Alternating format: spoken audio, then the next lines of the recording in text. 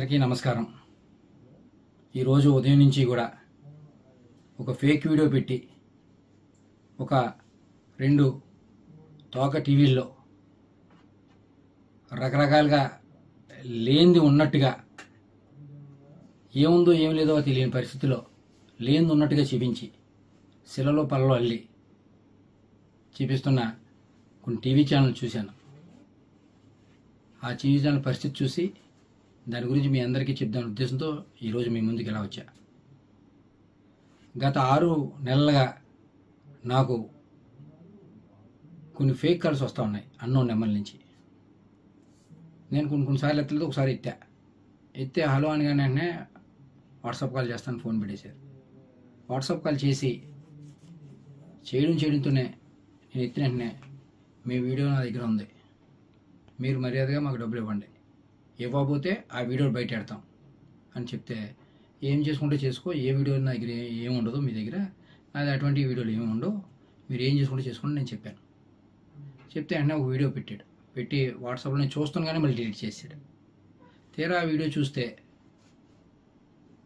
ఒక ఫంక్షన్లో ఒక ఫ్రెండ్ తాలూకా వాళ్ళ అబ్బాయి పుట్టినరోజు అయితే విషయం చెప్పమని వీడియో కాల్ చేస్తే ఆ వీడియో కాల్లో విషయం చెప్పాను. దాన్ని కొంచెం వీడియో కట్ చేసి దానికి ప్రైవేట్ పార్ట్లు యాడ్ చేసి ఫేక్ వీడియో తయారు చేసి నన్ను బ్లాక్మెయిల్ చేసి తద్వారా వాళ్ళు డబ్బులు గుంజుదామని ప్రయత్నం చేశారు. చాలాసార్లు ప్రయత్నం చేసి ఎన్నో రకాలుగా థ్రెట్ చేశారు. నేను ఎక్కడ కూడా, ఎందుకంటే నేను తప్పు చేయలేదు, నా అటువంటి వీడియో లేవు కాబట్టి నేను ధైర్యంగా మీరు ఏం చేసుకుంటారంటే చేసుకున్నాను. అలా చాలాసార్లు చేసి ఇంకా ఎటు నేను లొంగపోవడంతో ఒకసారి ఫోన్ చేసి, సరే ఏదో తప్పు జరిగిందండి, ఇంకెప్పుడు ఇటువంటి చేయం, మీరు మాకు కొంచెం హెల్ప్ చేయండి, ఇక్కడితో ఇది వదిలేస్తాం, ఏదో తప్పు రేటో చేసాం, మాకు మా వాళ్ళకి బాగాలేదు, హాస్పిటల్లో ఉన్నారని సాయం చేయమంటే డబ్బులు సాయం చేశాను. ఒకసారి పెళ్ళి అంటే సాయం చేశాను, ఒకసారి ఎవరో చనిపోయారంటే సాయం చేశాను, మానవత దృక్పథంతో చేశాను. అలాగే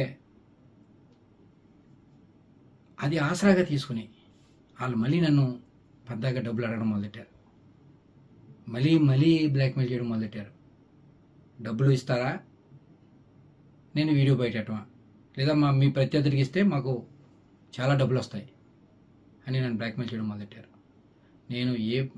నేను ఎటువంటి నాకు సంబంధం లేనివాడిని, మీకెందుకు డబ్బులు ఇవ్వాలి, నేను డబ్బులు ఇవ్వను, మీరు ఏం చేసుకుంటారో చేసుకోండి, అవి కూడా మానవతా దృక్పథంతో మీరు అడిగారు కాబట్టి మీకు ఇచ్చా,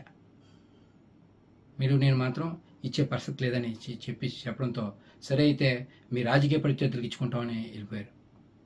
అలా కొన్ని రోజులు నాకు మెసేజ్లు పెట్టారు, చాలా 1 నెల రోజుల వరకు పెట్టారు. సుమారుగా 6 నెలలు నాకు నరకం చూపించారు, చాలా రకాలుగా వేధించారు, ఎన్నో రకాలుగా ఇబ్బంది పెట్టారు. తర్వాత నేను ఎప్పుడైతే ఏమన్నానో మీ ప్రత్యర్థులకి ఇస్తామని అన్నట్టుగానే ఆ వీడియో పట్టుకెళ్ళి ప్రత్యర్థులకి ఇచ్చారు, మా రాజకీయ ప్రత్యర్థులకి. ఆ ప్రత్యర్థులందరూ కూడా సోషల్ మీడియాలో రకరకాలుగా ఆ ఫేక్ వీడియోని, ఏదైతే డీప్ ఎడిటెడ్ ఫేక్ వీడియో, ఆ ఫేక్ వీడియోని అందరూ వైరల్ చేయడం, కొన్ని టీవీ ఛానల్లో అదే దానికి చెలలో పల్లలో అల్లించి చూపించడం, ఇటువంటి పరిస్థితులు ఇవాళ చూసాం. అందుకని గతంలోనే నేను జూన్ 1వ తారీఖునే ఇటువంటి నాకు థ్రెట్టింగ్ కాల్ వస్తున్నాయని అప్పటి సీఏ ఒక నెంబర్ ఇచ్చి ఆయన సీఏ గారికి కూడా చెప్పడం జరిగింది. దీని మీద వెరిఫై చేసి నాకు ఫేక్ వస్తున్నాయి, ఎవరో ఏంటని కూడా చెప్పిన వార్తలుగా కూడా చెప్పాను అప్పుడు. తర్వాత తదనంతరం ఈ మధ్యకాలంలో బాగా నన్ను వేధించడం మొదలెడితే అప్పుడు వెంటనే నేను మన ఏఎస్పీ గారికి చెప్పడం జరిగింది. రిటర్న్గా పోలీస్ స్టేషన్లో కూడా కంప్లైంట్ ఇచ్చాను. దానికి సంబంధించిన అన్ని డాక్యుమెంట్లు ఇమ్మన్నారు. ఈ 6 నెలల్లో మాకు వాళ్ళకి జరిగిన ట్రాన్సాక్షన్ ప్రతిదీ కూడా అన్నీ కూడా పోలీసు వాళ్ళకి సమర్పించాను. దాని మీద ఎంక్వైరీ చేసి తగు న్యాయం చేయమని కోరడం జరిగింది. నిజం ఇవ్వాలి కాబట్టి రేపన్నా తెలిసింది. ఖచ్చితంగా భగవంతుడే ఉన్నాడు.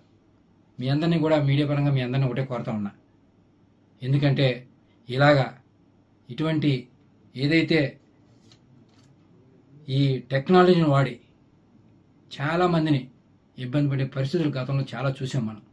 ఇవాళ నేను బాధితుని. నాలాగా ఇంకొక బాధితుడు ఎవరో కూడా బారిన పడకుండా ఒక ఫేస్ యాప్, ఒక ఇలాగ రకరకాల యాప్లతో అందరినీ వేధించున్న పరిస్థితి. నాలాగా ఇంకొక బాధితుడు బాధపడకుండా ఇలాగా ఫేక్ వీడియోలు పెట్టి డబ్బుల గురించి ప్రయత్నం చేసే వాళ్ళకి సహాయ సహకారాలు అందకుండా అడ్డుకట్ట వేయాలని మీరందరూ ఆ దిశగా మీరందరూ సహాయ సహకారాలు అందియాలని వీళ్ళందరినీ కూడా చేతులు జోడించి వీళ్ళందరినీ అభ్యర్థిస్తూ ఉన్నా.